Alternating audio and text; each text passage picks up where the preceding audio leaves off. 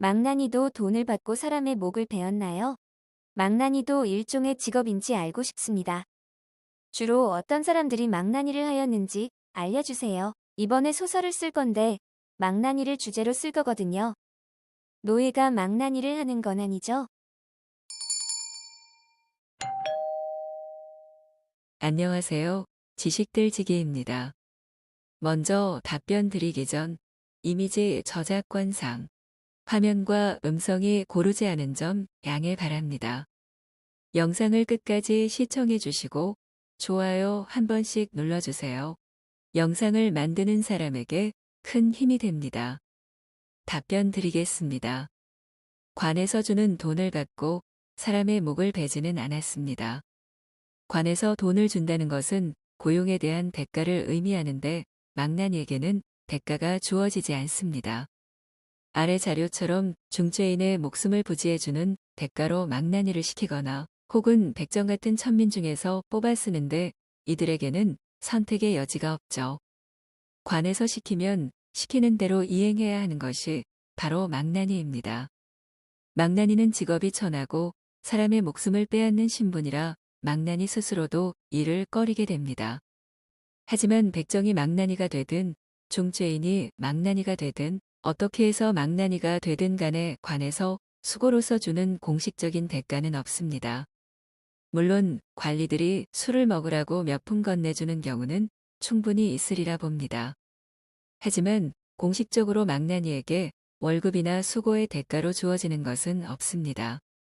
하지만 부수입은 있습니다. 바로 사형수의 가족들에게서 받는 뇌물 형식의 돈입니다. 간혹 사극을 보면 사형수의 가족이 망나니에게 찾아가 단칼에 목이 잘리도록 당부하면서 금품을 건네는 장면이 나오죠. 그만큼 단칼에 목을 쳐내서 분리시킨다는 것이 어려운 일이라고 합니다. 그래서 사형수의 가족은 망나니에게 사형수가 고통 없이 단칼에 목이 떨어지도록 부탁을 하는 것이죠. 조선시대의 사형제도 중에서 발췌. 사형을 직접 집행하는 사람은 관가에 소속된 가장 하위직인 이에 나장들이었으며 죄수의 목을 자르는 것을 직업으로 하는 사람을 회자수 또는 망나니 희광이라고 하였다. 회자수는 절도전과 이범과 삼범으로서 사형에 처해야 할 자를 특별히 용서하여 토청 옆 전옥에 가두어두고 사형을 집행할 일이 있으면 불러내 형을 집행하였다. 회자수는 도적들의 사형만 집행하는 것이 아니라 역적과 기타 사형수의 형을 모두 집행하였다. 어드민 업로드 파일즈 텍스트 퍼센트의 18,121%의 19.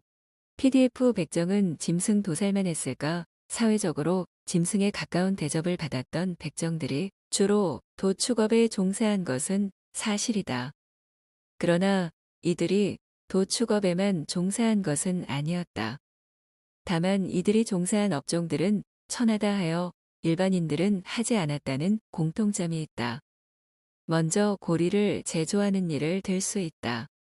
고리는 버드나무 가지로 엮은 바구니인데 이것을 만들어 장에 파는 백정들을 고리백정이라고 하였다. 둘째는 악기 연주나 노래 그리고 간단한 무용이나 제주로서 구걸하면서 유랑하는 소위 창호 생활이었다. 셋째는 형조 및 옥사에 속하여 사형 집행을 맡는 회자수이다. 속칭 망나 등 희광이라 부르는 회자수는 본래 무인을 채용했으나 조선 중기 이래로는 백정을 선발하여 그 일을 하도록 했다. 이는 백정에게 옥졸 자격으로서의 법의 집행권을 부여한 것이 아니라 다만 백정으로 하여금 인간으로서는 참아 못할 사형을 집행하게 한 것이었다. 넷째는 가죽신 등의 피역 제조업이다. 이에 종사하는 백정을 특별히 갓바치라고 불렀는데 갓은 가죽이라는 뜻이고 바치는 장인의 옛말이요. 다섯째는 농업이다. 극소수이기는 하지만 백정의 일부는 농촌 사회에 동화되어 농업에 종사하기도 하였다. 이 외에도 아무런 독립적 생활 기반을 갖지 못하고 지방의 토호나 관리들에게 점유되어 산호비화하는 경우도 있었다. 이러한 여러 업종 중 도축업에 종사하는 백정들이 경제적으로 가장 부유했다. 이들은 보통 여럿이 조를 이루어 도살 도구를 지니고 우육점이나 민가에 큰일을 불려가 도축을 하였으며 지배층에 속하는 일부 인사와 결탁하거나 혹은 그들에게 고용되어 도축에 종사하기도 했다. 도축의 대가로 보통 소의 피내 장 가죽 등을 보수로 받아서 시장에 내다 팔아 상당한 이익을 챙겼다. 가죽은 말리거나 그대로 갓바치에게 팔았으며 직접 간단한 제품을 만들어 쓰기도 했다. 백정 마을을 지방에서 피촌이라고 부르는 것도 이와 연관이 있을 듯하다.